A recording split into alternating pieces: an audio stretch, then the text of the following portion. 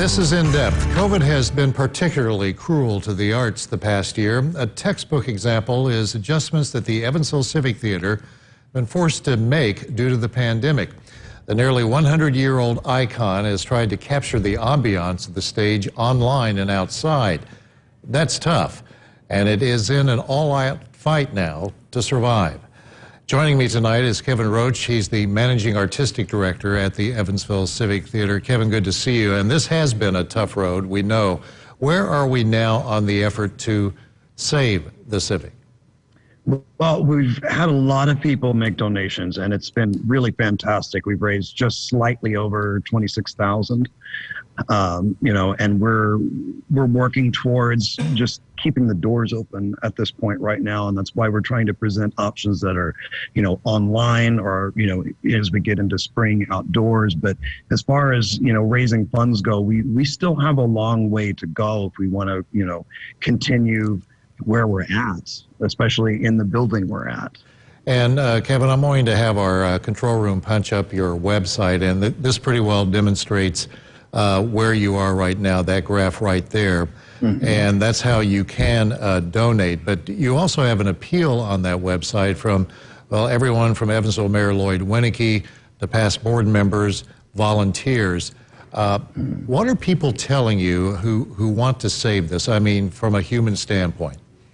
From a human standpoint, I've gotten so many calls and letters from people that, so there's even some people that they don't come, but they know people that do, and they know that it's important to the people they love, and they don't want to lose, this arts organization that's been around for nearly 100 years.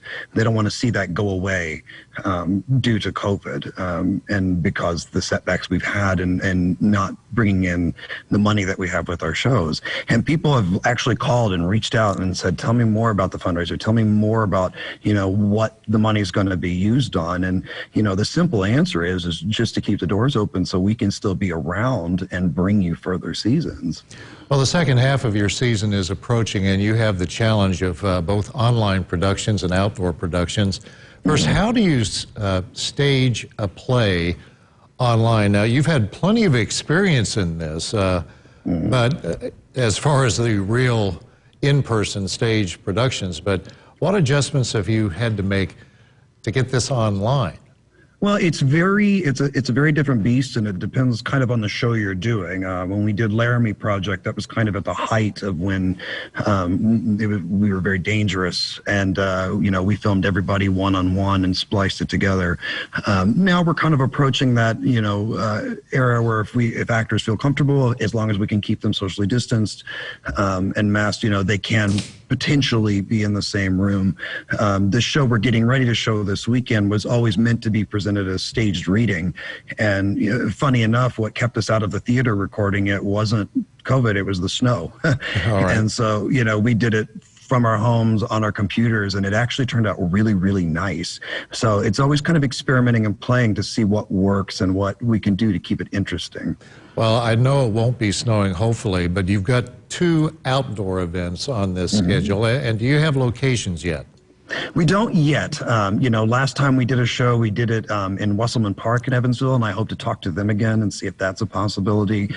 We've got some other locations we're looking at, but nice big open public spaces where, assuming that we can have a sizable group there, people can come and bring lawn chairs and see a show. And we've got a comedy, and then we've got a drama with a little bit of comedy that we're excited to present. But we're going to wait to announce where that's going to be until we talk to some more locations. And your auditions, according to your website, are closed, but what about volunteers? I know that is very critical to keep this theater viable. Mm-hmm. And right now our volunteer, the availability has kind of gone down, because normally during the year we normally have positions like ushers and box office and concessions, and this not something we're doing right now, nor building sets, but those are things we are going to be doing. And there are things like, hey, I would just help come clean the theater. If somebody wants to, hey, I'm good at organizing things, somebody wants to send me a message, they can just go and fill out a form, and they can even add a little comment like, I'm good at organization, I would love to help with that. Those are things we can do right now. Okay. And as far as the theater goes, the Evansville Civic Theater is a very quaint, cozy theater out there on the west side.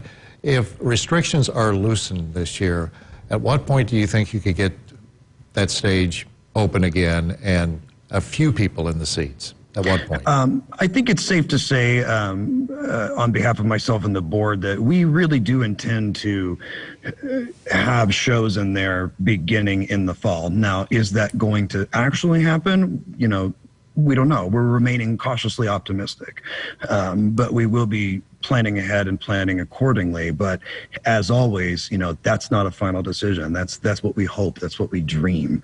And we will, you know, keep a look at what's going on in the world and follow CDC guidelines.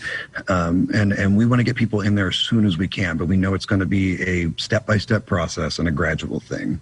All right, Kevin Roche with the Evansville Civic Theater. Always good to talk to you, and good luck with your endeavors this year, and hopefully better days are ahead. Thanks for joining us tonight. Thank you.